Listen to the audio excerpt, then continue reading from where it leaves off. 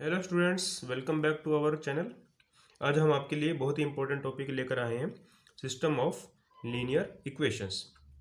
इस लेक्चर में हम लोग क्या स्टडी करेंगे? First, what are linear equations? Linear equations क्या होती हैं?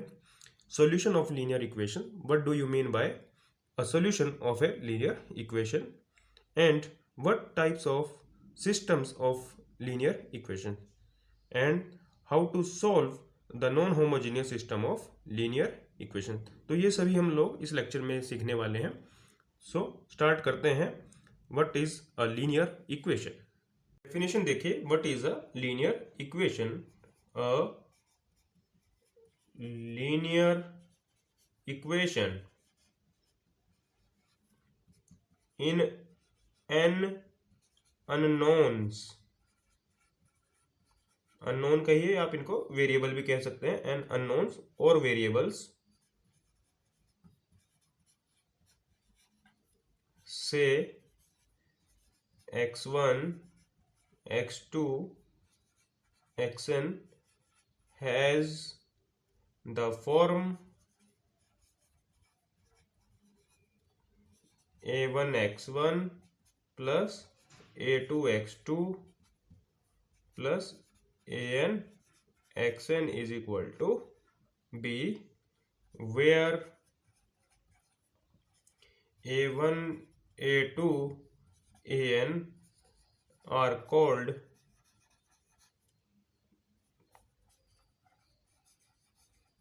coefficients of xi 1 less than equal to I less than equal to n, and b is called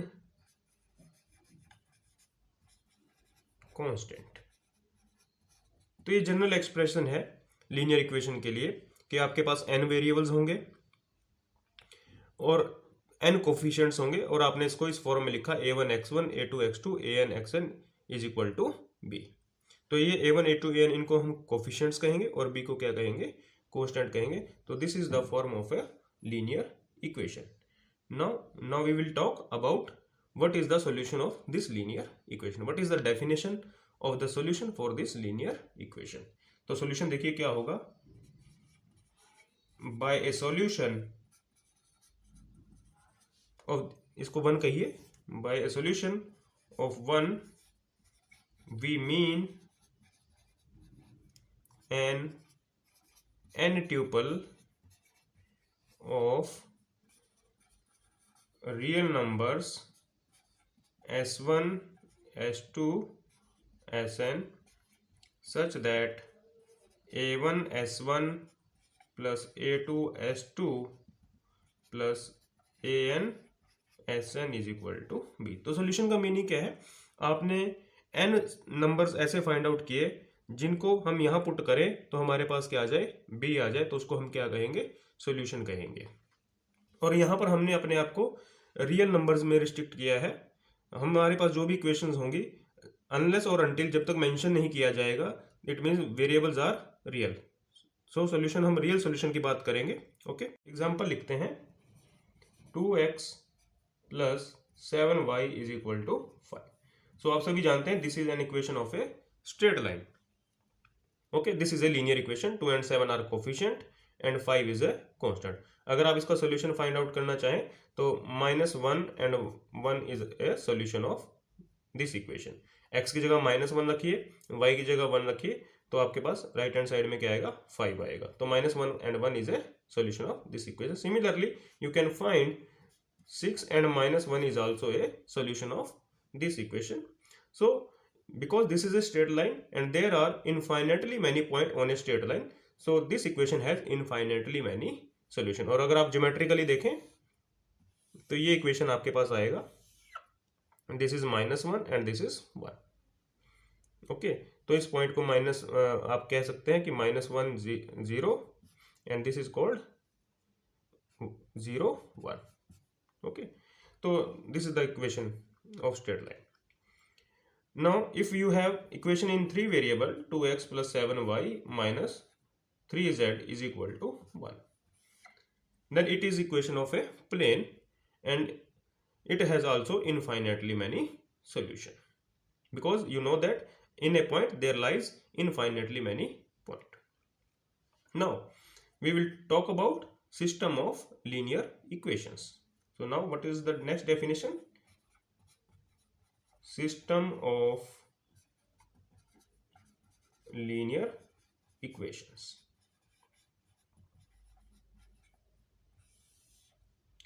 Now definition देखिए क्या है. A system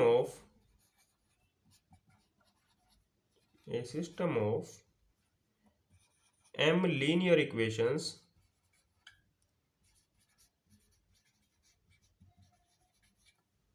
in n unknowns और variables कह सकते हैं आप, अननोन कहें या वेरिएबल्स कहें, is a11 x1 plus a12 x2 plus a1n xn is equal to b1. a21 x1 plus a22 x2 plus a2n xn is equal to b2. Likewise चलते जाइए, am1 x1 plus am2 x2 plus amn xn is equal to bm. So क्या है system of equations? आपने m equations को इकट्ठे लिखा, आपके पास एक से ज़्यादा इक्वेशंस हैं, आपने उनको इकट्ठे लिखा, then that representation is known as system of m equations. Okay, where aij, a11, a12, a1n ये क्या है? ये कोफिशिएंट्स हैं, एंड b1, b2, bm क्या है? कॉन्स्टेंट्स हैं. ओके, तो this is the system of linear equation. तो सिस्टम ऑफ लीनियर इक्वेशन कुछ अलग से नहीं है, बट क्या है कि आपने एक से ज़्यादा इक्वेशंस को इकट्ठे लिखा, that is called a system of equations. Now we will discuss what is the solution of this system of equation. What is the meaning of solution of this system of equation. Okay, now by a solution of this system of equations we mean an n-tuple, say s1 s2 sn, which satisfies all these m equations. तो इसका meaning क्या हुआ कि जब हम ये कहते हैं कि हमारे पास सिस्टम ऑफ इक्वेशन है और हम उसका सॉल्यूशन फाइंड आउट कर रहे हैं, तो it means we are finding s1 s2 sn. देखिए वेरिएबल कितने हैं? n वेरिएबल हैं, तो सॉल्यूशन में भी कितने मेंबर आएंगे?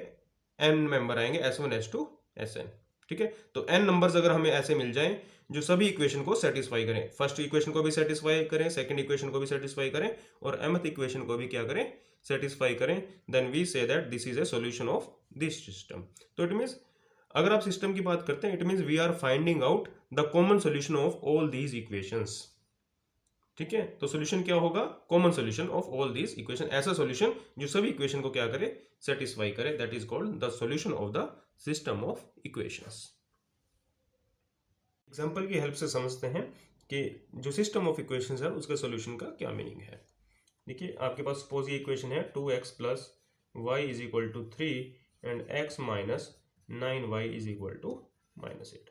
This is a system of equation. एक से ज़्यादा इक्वेशन है तो this is called a system of equation in two variable x and y. Okay, तो आप सभी जानते हैं कि दोनों ही स्ट्रेट लाइन है. ओके, तो हमें एक ऐसा सॉल्यूशन चाहिए जो दोनों इक्वेशंस को सेटिस्फाई करे. तो अगर आप देखेंगे 1 and 1 is a solution of both these of two equation. देखिए x को 1 पुट कीजिए, y को 1 पुट कीजिए, 2 + 1 = 3. इधर पुट कीजिए, x को 1 पुट कीजिए, y को 1 पुट कीजिए, दैट इज -8. तो 1 1 एक ऐसा सॉल्यूशन है जो दोनों को सेटिस्फाई करता है, तो हम कहेंगे कि 1 1 is a solution of this system. और अगर आप ज्योमेट्रिकली बात करें तो 1 1 क्या है? 1 1 वो पॉइंट है जहां पर ये दोनों लाइन क्या करेंगी?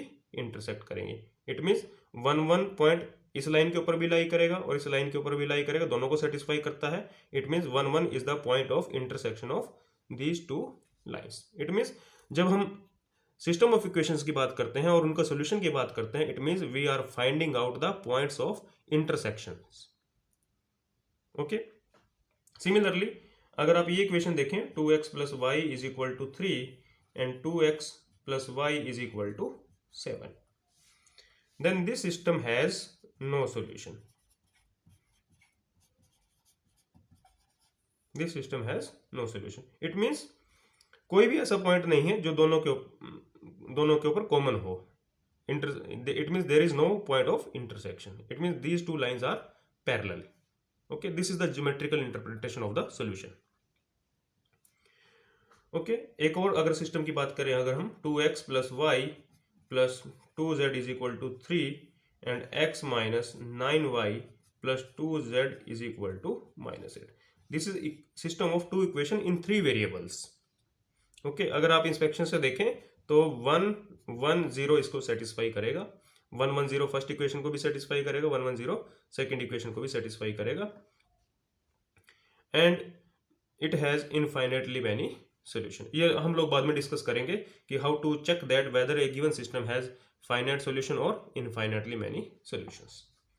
ओके, तो अगर आप यहाँ से देखें तो एक और सोल्यूशन आप फाइंड आउट कर सकते हैं, 11 0 एंड -19/2। आप इसको पुट करके देखिएगा तो आपके पास ये दोनों इक्वेशंस को सेटिस्फाई करेगा।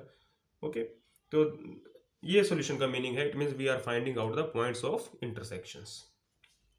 Okay, now every system of n equation can be represented as matrix form.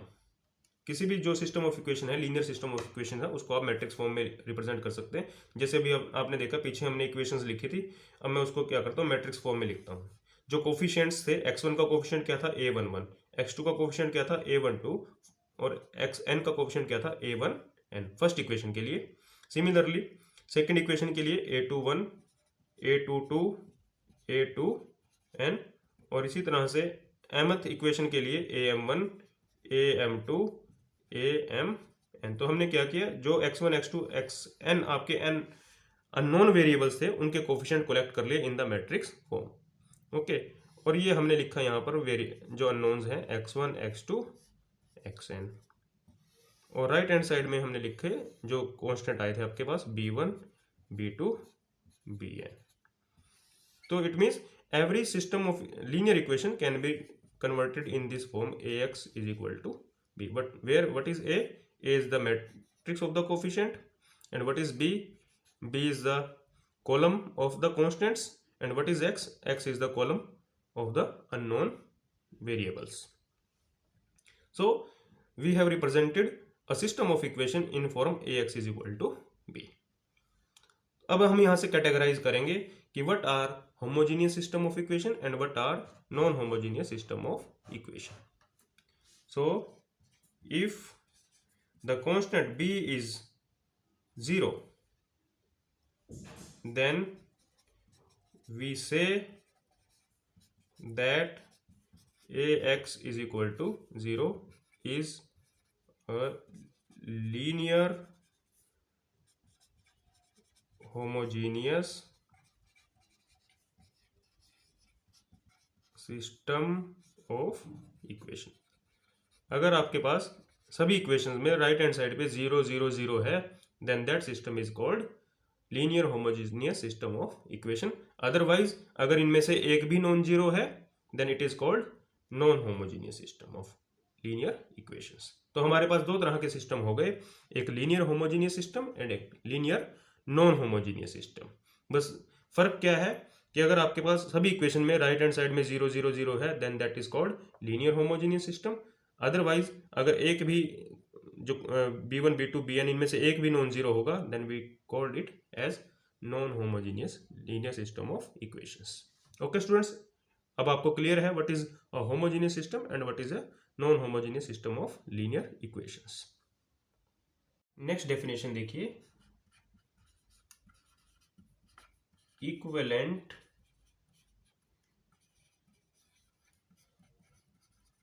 systems of linear equations. तो नेक्स्ट हम क्या डिस्कस करने वाले हैं, what are equivalent systems of linear equations. Okay, suppose you have two linear system of equation, any two systems of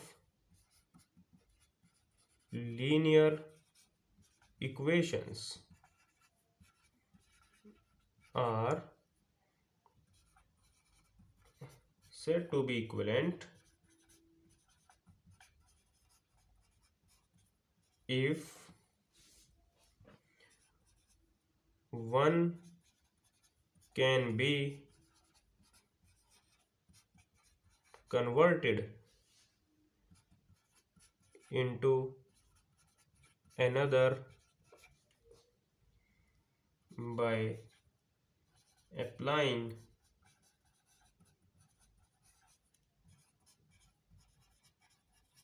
elementary operations। और second definition देखिए, if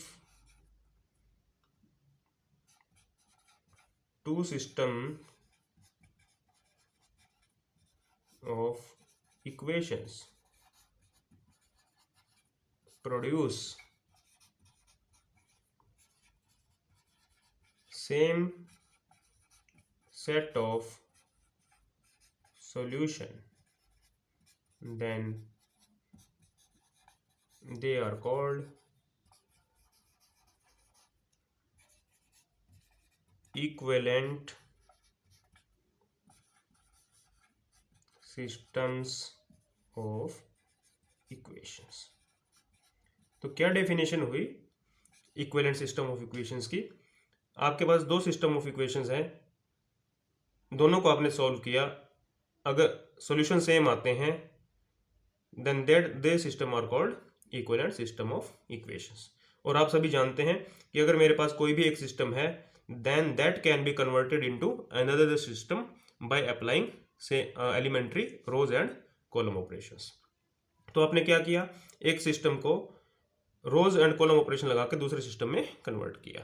तो ऐसा करने से आपके पास सॉल्यूशन क्या आएगा, सेम आएगा, बिकॉज जो रिडक्शन है एक्लन फॉर्म में है या नॉर्मल फॉर्म में है that will maintain the solution. Okay, तो इसलिए आपके पास अगर एक सिस्टम ऑफ इक्वेशन है, आपने उसको रोज ऑपरेशन लगाकर कॉलम ऑपरेशन लगाकर दूसरे सिस्टम में कन्वर्ट कर दिया, तो दोनों सिस्टम्स को हम क्या कहेंगे, equivalent system of equations. Okay, now next definition is augmented matrix in non-homogeneous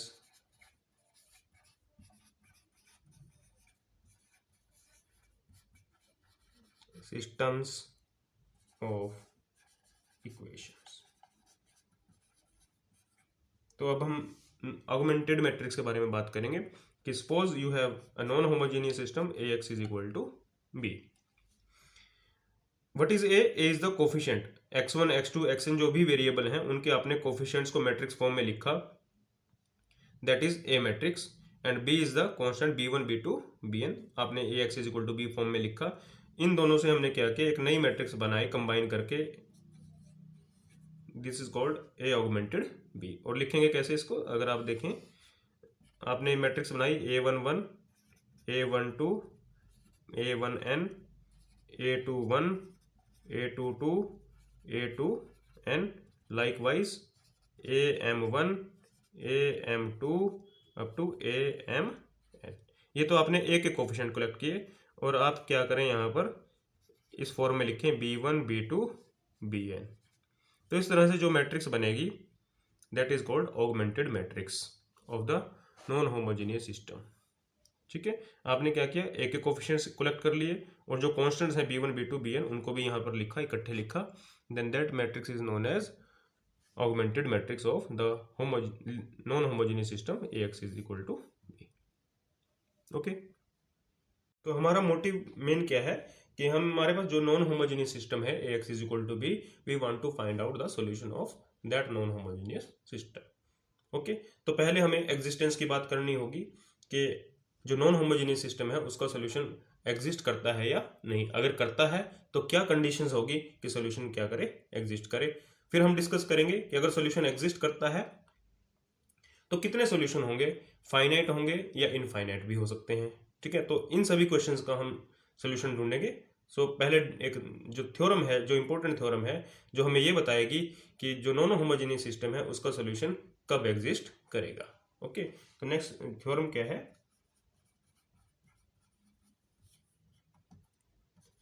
ax is equal to b has a solution if and only if a and the augmented matrix b has same rank। तो जो coefficient matrix A है और जो augmented matrix है उन दोनों के अगर रैंक सेम आ जाए then it has a solution and this is the necessary and sufficient condition कि अगर सॉल्यूशन एग्जिस्ट करेगा तो डेफिनेटली रैंक सेम होंगे और अगर रैंक सेम है तो डेफिनेटली सॉल्यूशन क्या करेगा, एग्जिस्ट करेगा। ठीक है, और जिन केसेस में सॉल्यूशन एग्जिस्ट करता है देन दो system are called consistent systems. ठीक है, तो you can say that ax is equal to b is consistent if and only if rank of a is equal to rank of a augmented b। तो consistent का meaning solution exist करे, और अगर solution exist नहीं करता then that system is called non consistent या inconsistent. Okay, solution exist करेगा तो उसको क्या कहेंगे, कंसिस्टेंट सिस्टम, और सॉल्यूशन एग्जिस्ट नहीं करेगा तो उसको क्या कहेंगे, इनकंसिस्टेंट या नॉन कंसिस्टेंट। ओके, तो अब हम इस थ्योरम का प्रूफ नहीं करेंगे बट इसको आपने याद रखना है। ठीक है, ये आपको हेल्प करेगा आगे क्वेश्चंस को सॉल्व करने में। ठीक है, तो इसी रिजल्ट का जो एक सब पार्ट है वो देखिए क्या है, कॉन्सिक्वेंस देखिए क्या है। If A is a non-singular, if A is a non-singular matrix then rank of A is equal to rank of A augmented B is equal to n. What is n? N number of variables. And then in this case ax is equal to b has a unique solution। तो ये result क्या कहता है कि अगर matrix non singular है, जो coefficient matrix है अगर वो नॉन सिंगुलर हो जाए, ओके, तो हमारे पास ऑगमेंटेड मैट्रिक्स और जो मैट्रिक्स कोफिशिएंट मैट्रिक्स है उसका रैंक किसके इक्वल होगा, एन के इक्वल होगा, नंबर ऑफ वेरिएबल्स के इक्वल होगा। ओके, तो इस केस में जो सिस्टम ऑफ इक्वेशन है then it has a unique solution. तो हम ऐसे भी कह सकते हैं कि अगर मैट्रिक्स नॉन सिंगुलर है, कोफिशिएंट मैट्रिक्स नॉन सिंगुलर है, तो आप डेफिनेटली गारंटी के साथ कह सकते हैं कि जो ऑगमेंटेड मैट्रिक्स और द कोफिशिएंट मैट्रिक्स दोनों का रैंक क्या आएगा, एन आएगा, और किसके इक्वल है, एन क्या है, नंबर ऑफ वेरिएबल्स। तो ठीक है, तो इस केस में डेफिनेटली हमारे पास क्या आएगा, यूनिक सॉल्यूशन आएगा। ओके, तो अगर आप ऑलरेडी पहले ही स्टेप में अगर ये चेक कर लें कि मैट्रिक्स नॉन सिंगुलर है तो आप गारंटी के साथ कह सकते हैं कि जो ऑगमेंटेड मैट्रिक्स और मैट्रिक्स ए का जो रैंक है वो एन होगा, और एन क्या है, नंबर ऑफ वेरिएबल्स के इक्वल होगा। Okay, then system has a unique solution. Working rule क्या रहेंगे चेक करने के लिए कि सिस्टम जो नॉन होमोजेनियस सिस्टम है दैट इज कंसिस्टेंट और इनकंसिस्टेंट, और अगर कंसिस्टेंट है तो सॉल्यूशन कैसे फाइंड आउट करेंगे, उन सभी के वर्किंग रूल्स देखिए क्या रहेगा। फर्स्ट स्टेप में आपने क्या करना है, एक्सप्रेस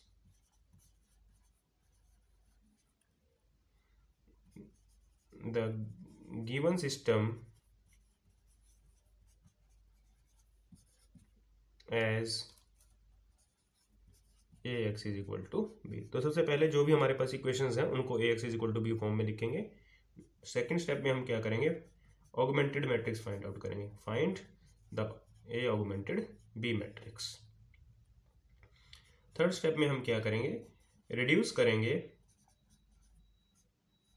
द ऑगमेंटेड मैट्रिक्स को हमने रिड्यूस करना है इन रो एक्लेन फॉर्म। ठीक है, रो एक्लेन फॉर्म में रिड्यूस करेंगे। फोर्थ स्टेप में क्या करना है, आपने रैंक को स्टडी करना है कि जो मैट्रिक्स ए का रैंक है और जो ऑगमेंटेड मैट्रिक्स का रैंक है उनके बीच में क्या रिलेशन है। ओके, ये हमने चेक करना है कि कितना क्या रैंक आएगा और उनके बीच में क्या रिलेशन है। ठीक है, नेक्स्ट स्टेप में हम क्या कहेंगे, if rank of A is equal to the rank of A augmented B is equal to the number of variables. पहला स्टेप देखिए कितना इंपॉर्टेंट है ये, कि अगर आपके पास ए का रैंक और ऑगमेंटेड मैट्रिक्स का रैंक दोनों ही बराबर आ जाए और किसके इक्वल आए, नंबर ऑफ वेरिएबल, कितने वेरिएबल्स हैं उनके इक्वल आ जाए। मान लो आपके पास थ्री वेरिएबल में इक्वेशन है, एक्स वाई जेड में इक्वेशन है और ए का रैंक भी 3 आ जाए, ऑगमेंटेड मैट्रिक्स का रैंक भी 3 आ जाए, then we say that this system has a unique solution. Then ax is equal to b has a unique solution. तो याद रहेगा स्टूडेंट्स, क्या करना है आपने, ए का रैंक फाइंड आउट करना है, ए ऑगमेंटेड बी का रैंक फाइंड आउट करना है। उन दोनों का रैंक अगर इक्वल आ जाए और किसके इक्वल आए, जितने वेरिएबल्स हैं, तब क्या कहेंगे हम, system has a unique solution. Second case देखिए, if rank of A is equal to rank of A augmented b and less than number of variables. Rank equal तो आए पर नंबर ऑफ वेरिएबल से कम हो।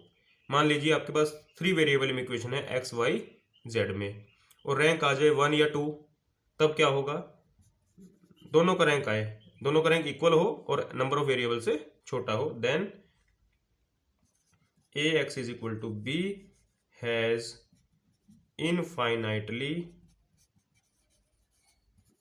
many solutions। तो इनके infinitely many solutions आएंगे।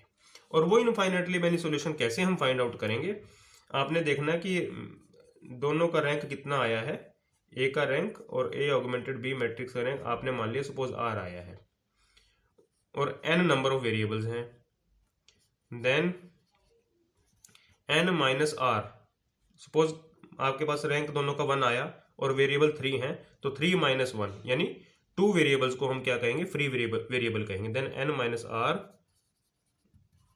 Variables और फ्री वेरिएबल।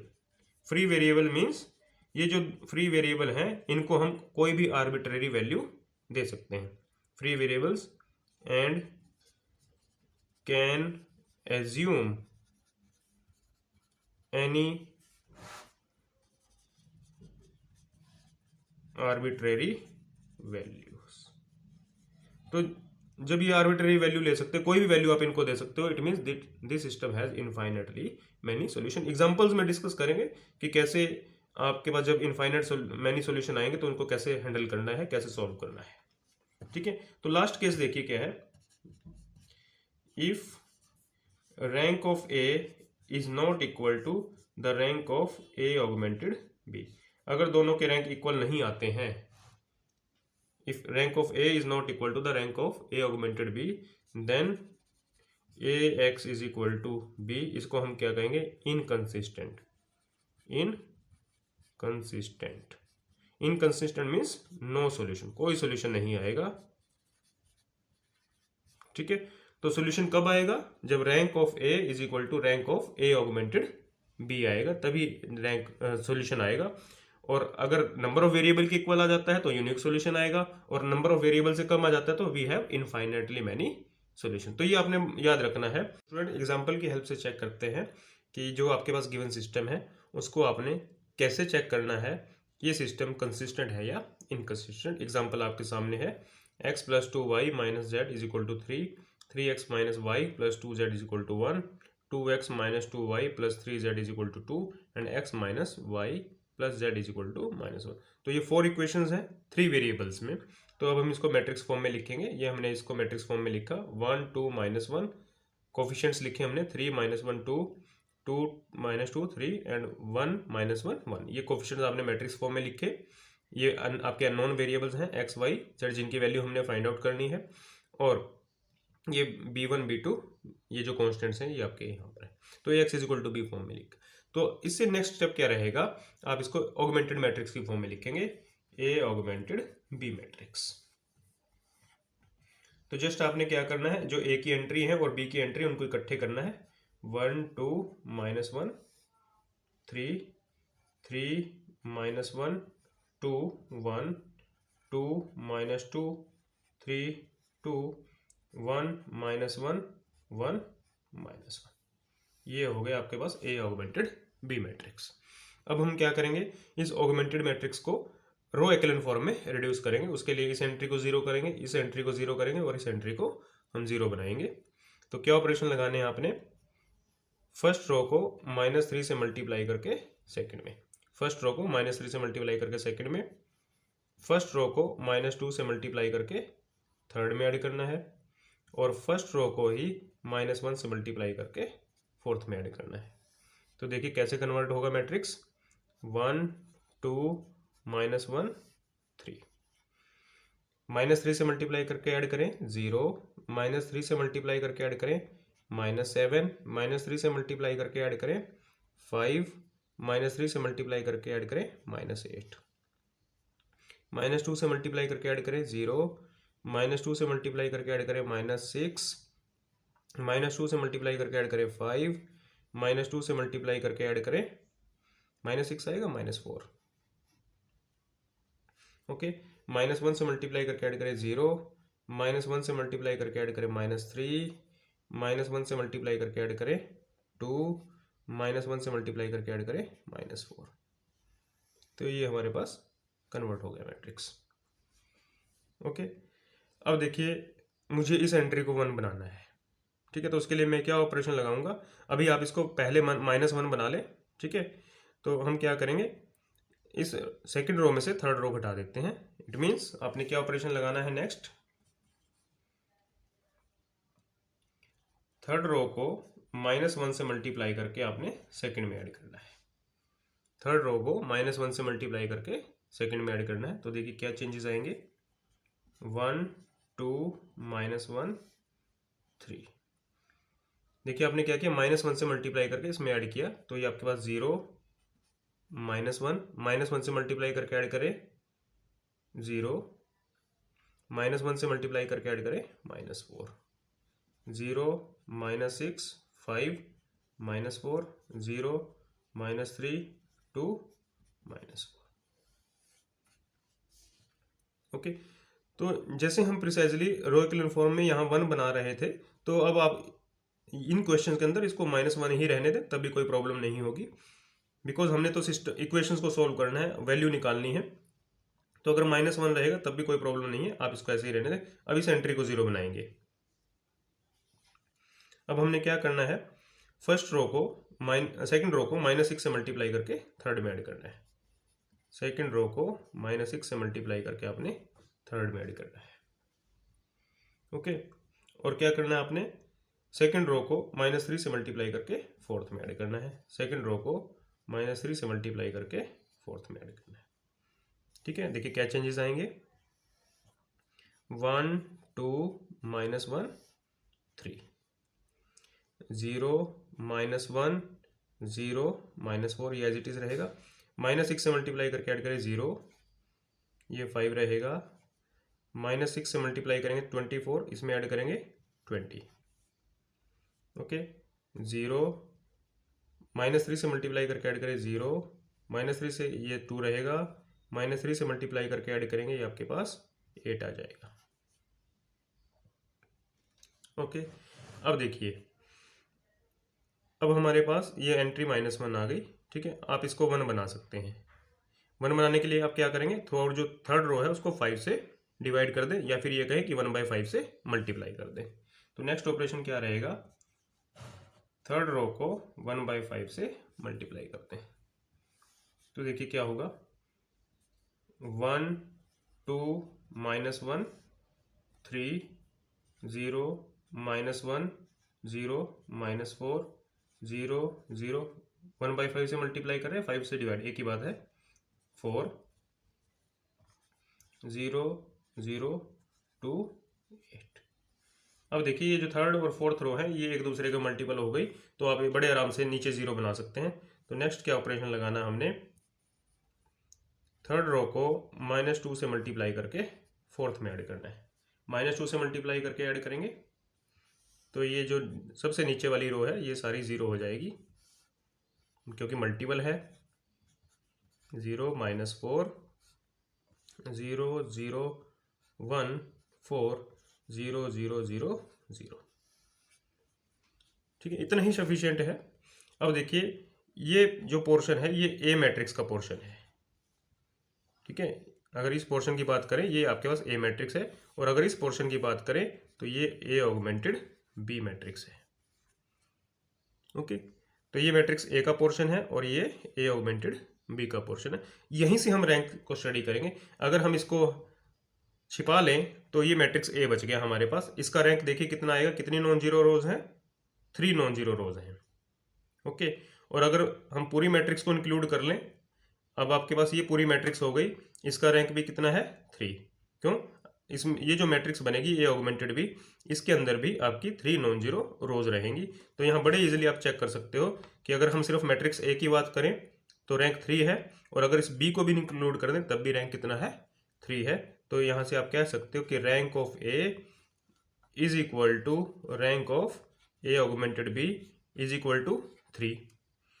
और वेरिएबल्स कितने थे आपके, 3, तो ये नंबर ऑफ वेरिएबल्स के इक्वल आ गया, नंबर ऑफ वेरिएबल्स। तो ये मैंने आपको बताया था कि अगर ए का रैंक और ए ऑगमेंटेड बी का रैंक नंबर ऑफ वेरिएबल्स के इक्वल आ जाए और नंबर ऑफ वेरिएबल्स के इक्वल आ गया, then it has a unique solution. Okay, so this system is consistent.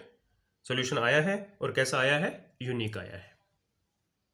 अभी हमने जो सिस्टम को स्टडी किया, that system is consistent and it has a unique solution. अभी मैं दोबारा लिख देता हूँ यहाँ पर 1 2 -1 3 0 -1 0 -4 0 0 1 4 एंड 0 0 0 0। ये हमारे पास मैट्रिक्स है। तो देखिए ये जो मैट्रिक्स है ये एक्स वाई जेड के कोफिशिएंट है। This is coefficient for x, this is coefficient for y, this is coefficient for z and this is the constant. Okay, तो अब हम यहाँ से क्या करेंगे, इक्वेशंस बनाएंगे। x plus 2y minus z is equal to 3 and minus y is equal to -4, because this coefficient is for y and this coefficient is for z, तो z is equal to 4।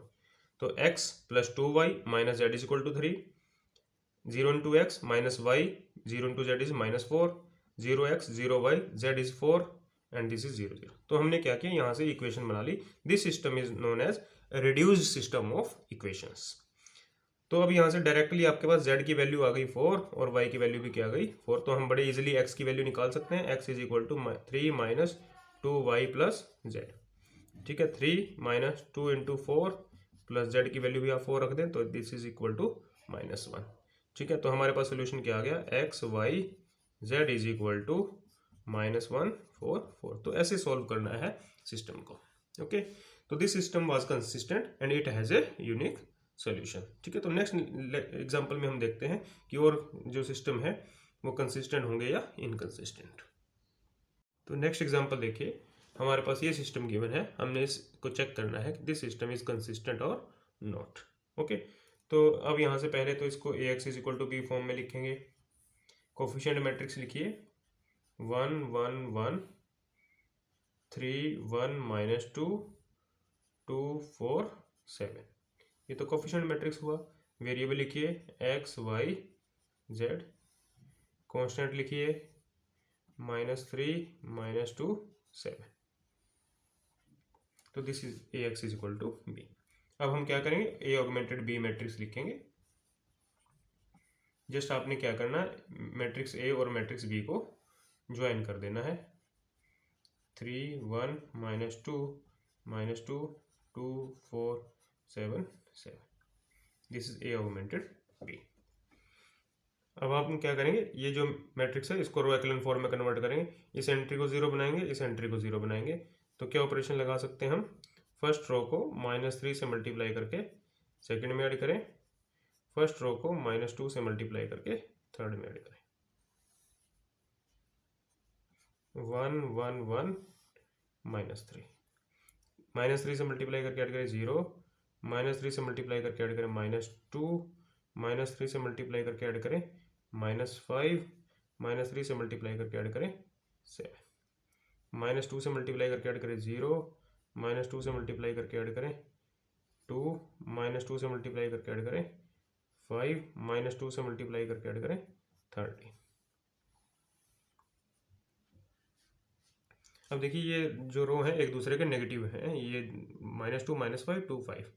Okay, अब हम क्या करेंगे, ये entry 0 बनाएंगे। तो क्या करना, आपने जस्ट इन दोनों रोज को ऐड कर देना है। ठीक है, तो ऑपरेशन क्या हुआ हमारा, सेकेंड रो को 1 से मल्टीप्लाई करके आपने थर्ड में ऐड करना है। देखिए 1 1 1 -3 0 -2 -5 7 0, ऐड करें 0, ऐड करेंगे 0 और यहाँ ऐड करेंगे तो 20। ठीक है, इससे फर्दर आपने रिड्यूस नहीं करना। आप चाहें तो यहाँ 1 बना सकते हैं, बट उससे सिस्टम के ऊपर कोई ज़्यादा फर्क नहीं पड़ेगा, तो आप इसको ऐसे ही छोड़ सकते हैं। अब देखिए यहाँ से अगर हम इस मैट्रिक्स को छुपा लें तो ये जो ए मैट्रिक्स है इसका रैंक कितना आएगा, कितनी नॉन जीरो रोज हैं, 2 नॉन जीरो रोज हैं।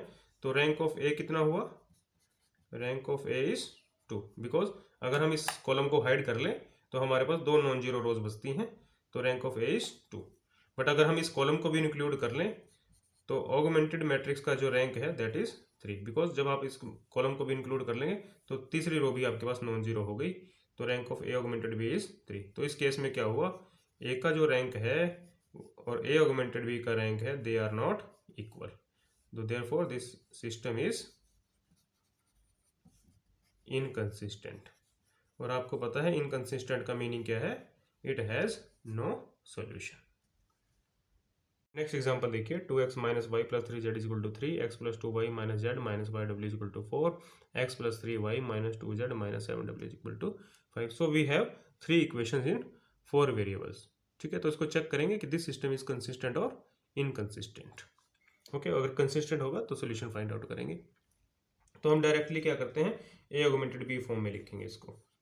देखिए इक्वेशन आपके पास 3 है, वेरिएबल 4 है, और जो फर्स्ट इक्वेशन है उसमें w नहीं है, तो w की जगह क्या रखेंगे, 0 रखेंगे। तो 2 - 1 3 0 3, ऐसे ही 1 2 - 1 -5 4, 1 3 -2 -7 5। This is A augmented B matrix. अब हमने क्या करना है, इसको रो एक्लन फॉर्म में रिड्यूस करना है, तो फर्स्ट को पहले फर्स्ट पोजीशन पे ले आते हैं। ठीक है, तो हम क्या करते हैं, यहाँ पर फर्स्ट और सेकंड रो को इंटरचेंज करते हैं। 1 2 - 1 -5 4, 2 - 1 3 0 3, 1 3 -2 -7 5। अब देखिए इस एंट्री को 0 बनाएंगे और इस एंट्री को 0 बनाएंगे, तो क्या ऑपरेशन लगाएंगे हम, फर्स्ट रो को -2 से मल्टीप्लाई करके सेकंड में ऐड करेंगे और फर्स्ट रो को -1 से मल्टीप्लाई करके थर्ड में ऐड करेंगे। देखिए कैसे चेंज होगा, 1 2 - 1 -5 4, -2 से मल्टीप्लाई करके ऐड करें 0, -2 से मल्टीप्लाई करके ऐड करेंगे -5, -2 से मल्टीप्लाई करके ऐड करेंगे 5, -2 से मल्टीप्लाई करके ऐड करेंगे 10, -2 से मल्टीप्लाई करके ऐड करेंगे -5। ओके, -1 से मल्टीप्लाई करके ऐड करेंगे 0, -1 से मल्टीप्लाई करके ऐड करेंगे 1, -1 से मल्टीप्लाई करके ऐड करेंगे -1, -1 से मल्टीप्लाई करके ऐड करें -2, -1 से मल्टीप्लाई करके ऐड करें 1। ठीक है, अब देखिए ये रो है 1 -1 2 और ये -5 5 10, ये एक दूसरे के मल्टीपल है। अगर हम 5 से मल्टीप्लाई करें और इसमें ऐड कर दें तो ये 0 हो जाएगी। ठीक है, तो क्या ऑपरेशन लगाएंगे अब हम, नेक्स्ट थर्ड रो को 5 से मल्टीप्लाई करके सेकंड में ऐड कर दें। ठीक है, 1 2 -1 -5 4। थर्ड रो को 5 से मल्टीप्लाई किया तो थर्ड रो को एज इट इज रखें, 1 -1 -2 1। 5 से मल्टीप्लाई करके ऐड करेंगे क्या आएगा 0, 5 से मल्टीप्लाई करके ऐड करें 0, 5 से मल्टीप्लाई करके ऐड करें 0 और 5 से मल्टीप्लाई करके ऐड करें 0। तो ये पूरी रो कंप्लीट 0 हो गई। अब हम क्या करेंगे, इंटरचेंज कर लेंगे, बिकॉज रो एक्लन फॉर्म में जिस रो के अंदर सारी 0 है वो सबसे नीचे रखनी है आपने। तो अब हम क्या करेंगे, सेकेंड और थर्ड रो को इंटरचेंज कर देते हैं। आप चाहे तो पहले स्टेप में इंटरचेंज करके फिर ऑपरेशन लगा सकते हैं।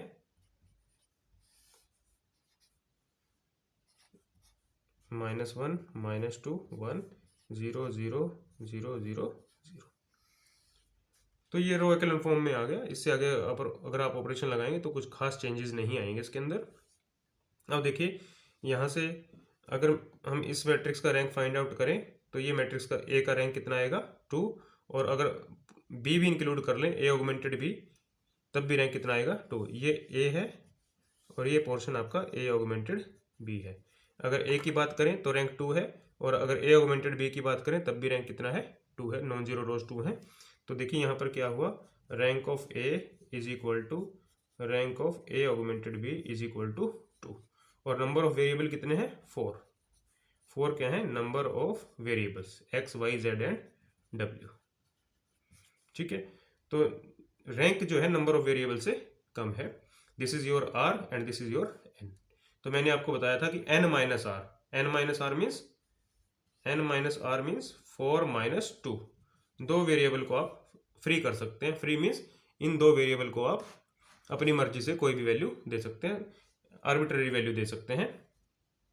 तो देखिए अब हम क्या करेंगे, इस सिस्टम को सॉल्व करते हैं नेक्स्ट स्टेप में। तो ये मैंने इसको दोबारा लिख लिया। अब हम इसको सॉल्व करेंगे। This is coefficient for x, this is y, this is z, this is w and this is constant. तो यहाँ से इक्वेशन बनाएं, x + 2y - z - 5w is equal to 4। Similarly this is for y - z - 2w is equal to 1। तो ये हमारे पास दो equations आ गई। Okay, variable कितने हैं, 4 वेरिएबल्स हैं, 2 इक्वेशंस हैं। ठीक है, तो दो वेरिएबल को हम फ्री कर सकते हैं। फ्री मीन्स उनको हम कोई भी वैल्यू दे सकते हैं। तो लेट, मैंने मान लिया कि w को मैंने रखा k1 और z को रखा k2। कोई भी वैल्यू दे सकते हो k1 k2 को। तो यहाँ से देखिए y क्या आएगा, y is equal to 1 + z + 2w। 1 + z की वैल्यू क्या है आपके पास, k2 + 2k1। y की वैल्यू आपके पास आ गई। अब x की वैल्यू निकाल सकते हो। x क्या है हमारे पास, 4 - 2y + z + 5w। 4 - 2 y क्या है आपके पास, 1 + k2 + 2k1। z क्या है k2 और w क्या है 5, w क्या है k1, तो 5k1 हो गया। सिंप्लीफाई करें, 4 - 2 - 2k2 - 4k1 + k2 + 5k1। Further simplify कर लें, 4 - 2 is 2, -2k2 + k2 is -k2, -4k1 + 5k1 is +k1। Okay, तो ये आपके पास सोल्यूशन आ गया। तो देखिए इसमें क्या है, k1 k2 को आप जो चाहे वैल्यू रख सकते हैं। जो भी आप वैल्यू पुट करेंगे आपके पास सोल्यूशन आएगा। तो कितनी वैल्यूज आप k1 k2 की भी रख सकते हो, you can put any value of k1 and k2। Infinite value put कर सकते हैं, तो therefore we have infinitely many solution. k1 k2 को चेंज करते जाए, आपके पास डिफरेंट सोल्यूशन आते जाएंगे। सो this system has infinitely many solution. तो हमने तीनों ही एग्जांपल डिस्कस किए। यूनिक सोल्यूशन के लिए एग्जांपल डिस्कस किया, इनकंसिस्टेंट के लिए एग्जांपल डिस्कस किया, और ये केस हमने इनफाइनाइटली मैनी सॉल्यूशंस के लिए डिस्कस किया। तो नेक्स्ट स्टेप में हम लोग कुछ इंपॉर्टेंट क्वेश्चंस को डिस्कस करेंगे। वो इस तरह के क्वेश्चन है कि आपके एग्जाम में कई बार पूछे जाते हैं। तो नेक्स्ट एग्जांपल देखिए, what we have to find the value of a for which this system has a unique solution. तो स्टूडेंट्स, ये क्वेश्चन कुछ ऐसे हैं जो एग्जाम के अंदर काफ़ी बार रिपीट होते हैं, इंपॉर्टेंट क्वेश्चंस हैं और टेक्निकल भी हैं थोड़े से। तो देखिए कैसे सॉल्व करेंगे इनको। तो पहले हम इसको a ऑगमेंटेड b फॉर्म में लिख लेते हैं। और रैंक फाइंड आउट करते हैं। -1 2 1 1 3 -1 2 0 1 A 1 1। ये हमने इसको ए ऑगमेंटेड बी फॉर्म में लिखा। ओके, तो इस एंट्री को 0 बनाएंगे तो क्या कर सकते हैं हम, फर्स्ट रो को 3 से मल्टीप्लाई करके सेकेंड में ऐड करेंगे। तो ये आपके पास आएगा -1 2 1 1, 3 से मल्टीप्लाई करके ऐड करें 0, 3 से मल्टीप्लाई करके ऐड करेंगे आपके पास आएगा 5, 3 से मल्टीप्लाई करके ऐड करेंगे 5, 3 से मल्टीप्लाई करके ऐड करेंगे 4, 0 1 A एंड 1। अब देखिए यहाँ पर 1 बना सकते हैं आप, तो क्या करना आपने, सेकेंड रो को 1/5 से मल्टीप्लाई करना है। -1 2 1 1 0 1 1 4/5 0 1 A 1।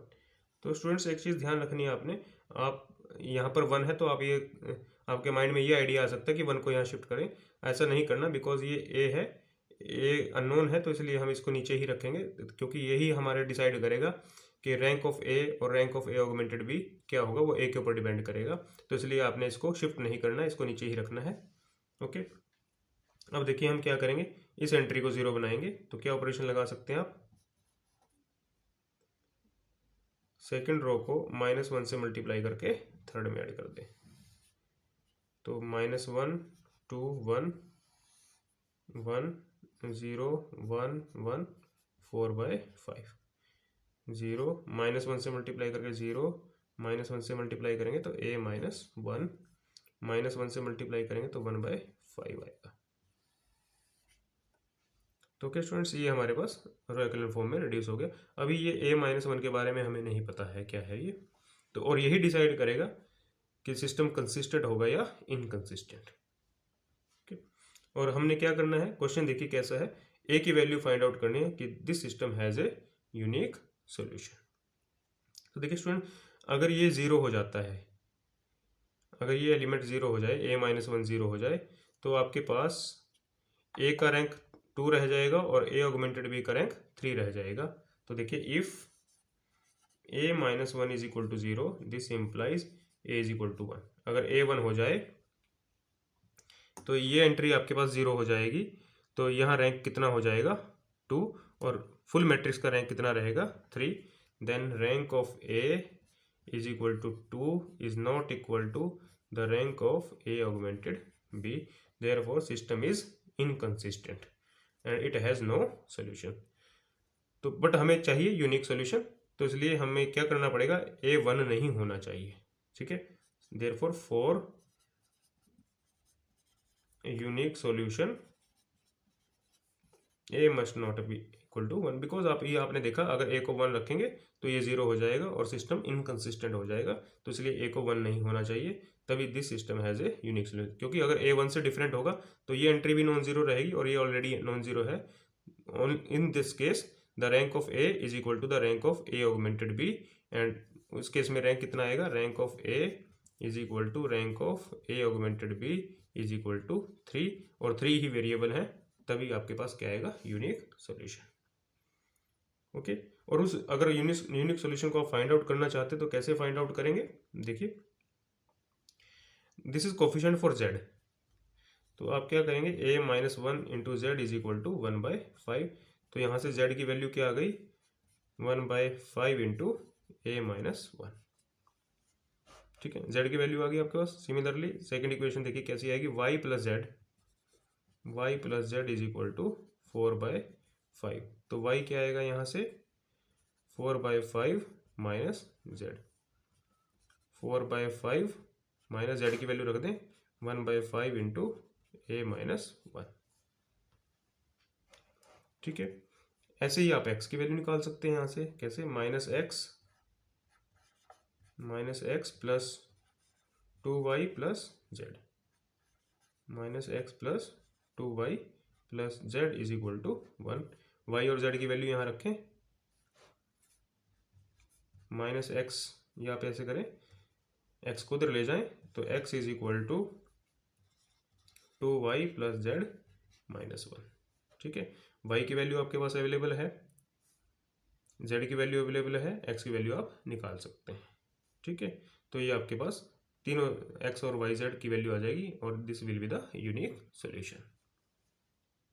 तो स्टूडेंट्स नेक्स्ट क्वेश्चन देखिए, ये क्वेश्चन काफ़ी इंपॉर्टेंट है और काफ़ी बार एग्जाम्स के अंदर रिपीट होता है। For what value of lambda and mu this system has no solution, unique solution and infinite number of solution. तो हमने यहाँ पर डिफरेंट केसेस को स्टडी करना है कि लैम्डा और म्यू की क्या वैल्यू हो कि सिस्टम इनकंसिस्टेंट हो जाए, यूनिक सॉल्यूशन आए या फिर इनफाइनाइट नंबर ऑफ सॉल्यूशंस आए। तो देखिए इसको प्रोसीड करते हैं, ऑगमेंटेड फॉर्म में लिखें। ये देखिए ये ऑगमेंटेड मैट्रिक्स लिख रहे हैं हम, 1 1 1 6 1 2 3 10 1 2 लैम्डा म्यू। ये हमने ए ऑगमेंटेड बी मैट्रिक्स लिखा। अब हम क्या करेंगे, इस मैट्रिक्स को एक्लन फॉर्म में रिड्यूस करेंगे। तो क्या करेंगे हम, फर्स्ट रो को -1 से मल्टीप्लाई करके सेकंड में, और फर्स्ट रो को ही -1 से मल्टीप्लाई करके थर्ड में ऐड करेंगे। तो ये कैसे चेंजेस हो गए, 1 1 1 6, -1 से मल्टीप्लाई करके ऐड करें 0, -1 से मल्टीप्लाई करके ऐड करें 1, -1 से मल्टीप्लाई करके ऐड करें 2, -1 से मल्टीप्लाई करके ऐड करें 4, -1 से मल्टीप्लाई करके ऐड 0, -1 से मल्टीप्लाई करके ऐड करें 1, -1 से मल्टीप्लाई करके ऐड करें लैम्डा माइनस 1, -1 से मल्टीप्लाई करके ऐड करें म्यू माइनस 6।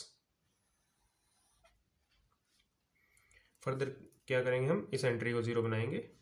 तो क्या ऑपरेशन लगाना आपने, सेकेंड रो को -1 से मल्टीप्लाई करके थर्ड में ऐड करना है। तो देखिए क्या होगा, 1 1 1 6 0 1 2 4 0, -1 से मल्टीप्लाई करके ऐड करें 0, -1 से मल्टीप्लाई करके ऐड करें लैम्डा माइनस 3, -1 से मल्टीप्लाई करके ऐड करें lambda minus 10, sorry mu minus 10।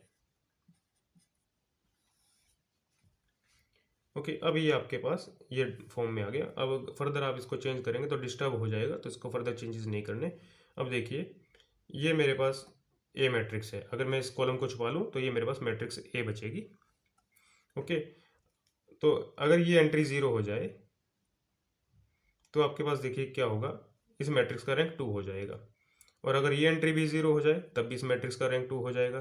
तो उस केस में आपके पास क्या इनफाइनाइटली मैनी सोल्यूशन आएंगे। तो फर्स्ट केस देखिए, if lambda is equal to 3 and mu is equal to 10, lambda 3 हो जाए तो ये 0 हो जाएगा, म्यू 10 हो जाए तो ये 0 हो जाएगा।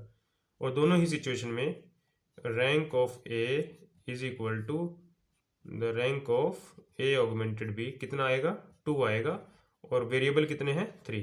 तो इस केस में कितने सॉल्यूशन आएंगे, infinitely many solution.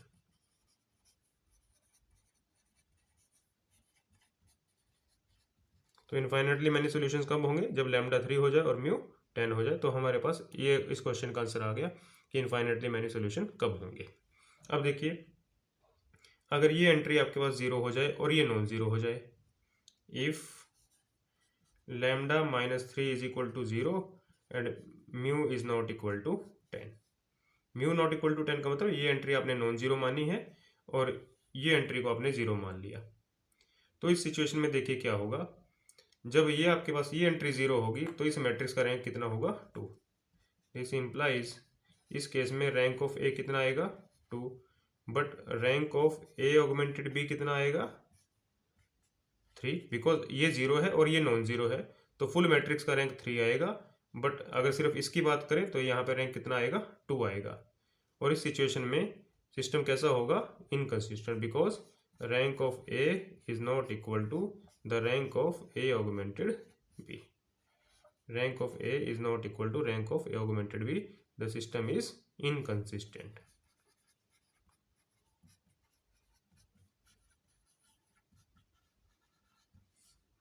Okay, third case देखिए, ये एंट्री आपके पास नॉन 0 हो, ये एंट्री क्या हो, non 0, lambda minus 3 is not equal to 0।